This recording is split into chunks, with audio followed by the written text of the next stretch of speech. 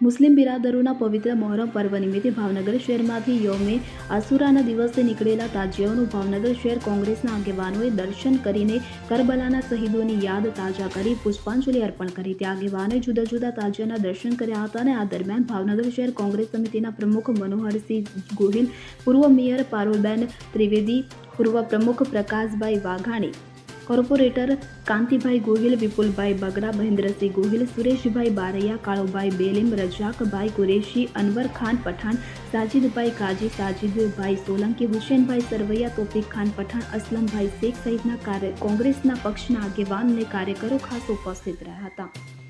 રુસ્તમ શેખ સાથે CN24 news, Bhavnagar.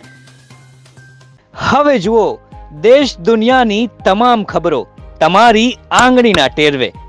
ઉઠાવો mobile અને ગૂગલ પ્લે સ્ટોર પરથી ડાઉનલોડ કરો અમારી CN24 ન્યૂઝ મોબાઈલ એપ.